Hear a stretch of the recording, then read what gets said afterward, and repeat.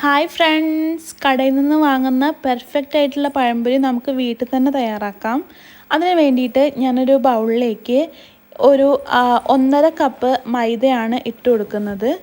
അപ്പോൾ ഈ ഒരു മൈദ നമ്മൾ അരിച്ചെടുത്തിട്ടാണ് കേട്ടോ ഇട്ട് കൊടുക്കുന്നത്, കട്ടയൊന്നും ഇല്ലാതെ.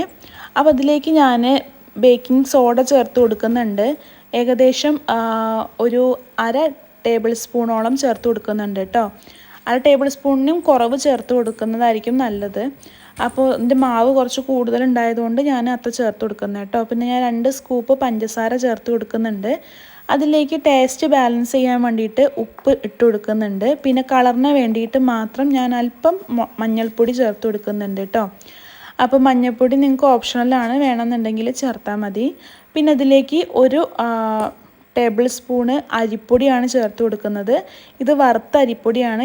ഇടിയപ്പത്തിൻ്റെ പൊടിയൊക്കെ ഉണ്ടെന്നുണ്ടെങ്കിൽ, പത്തിരിപ്പൊടിയൊക്കെ ഉണ്ടെന്നുണ്ടെങ്കിൽ അത് ചേർത്ത് കൊടുക്കാവുന്നതാണ് കേട്ടോ. ഇതിലേക്ക് കുറച്ച് വെള്ളം ഒഴിച്ച് നമുക്കൊന്ന് മിക്സ് ചെയ്തെടുക്കാം. ഇത് കൈകൊണ്ട് മിക്സ് ചെയ്യുന്നതാണ് കേട്ടോ നല്ലത്. നല്ല പെർഫെക്റ്റ് ആയിട്ട് കിട്ടണം എന്നുണ്ടെങ്കിൽ നമുക്ക് കൈകൊണ്ട് നന്നായിട്ട് കുഴച്ചെടുക്കുന്നതാണ് കേട്ടോ നല്ലത്.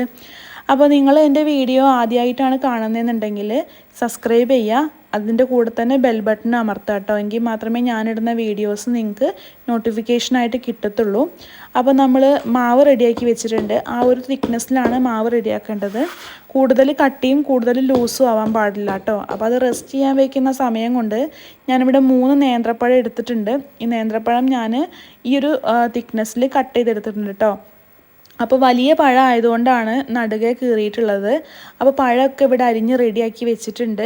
അപ്പോൾ ഇത് ഓവറായിട്ട് പഴുക്കാത്ത പഴമായതുകൊണ്ട് ഞാൻ കട്ടി അല്പം കുറച്ചിട്ടാണ് അരിഞ്ഞെടുത്തിട്ടുള്ളത്. നല്ല പഴുത്ത പഴമാണെന്നുണ്ടെങ്കിൽ അതാണ് ഏറ്റവും പെർഫെക്റ്റ്. അത് നമ്മൾ അരിഞ്ഞെടുക്കുമ്പോൾ കുറച്ച് കട്ടിയിൽ അരിഞ്ഞെടുക്കാൻ വേണ്ടിയിട്ട് നോക്കുക കേട്ടോ. അല്ലാന്നുണ്ടെങ്കിൽ നമ്മൾ എണ്ണയിൽ കടന്നിട്ട് അത് ഓവർ കുക്ക്ഡായി പോകും കേട്ടോ. അതുകൊണ്ട് അത് ശ്രദ്ധിക്കുക.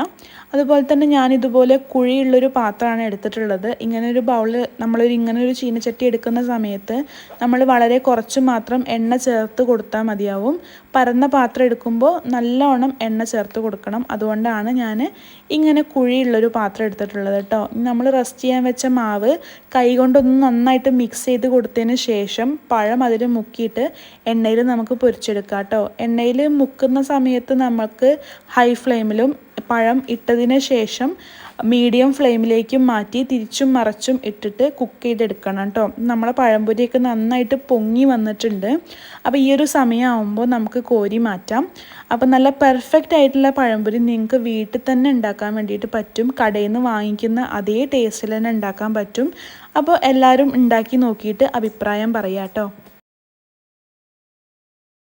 അപ്പോൾ ഉള്ളിൽ ഭയങ്കര സോഫ്റ്റും പുറമെ നല്ല ക്രിസ്പി ആയിട്ടുള്ള പഴംപൊരിയാണ്.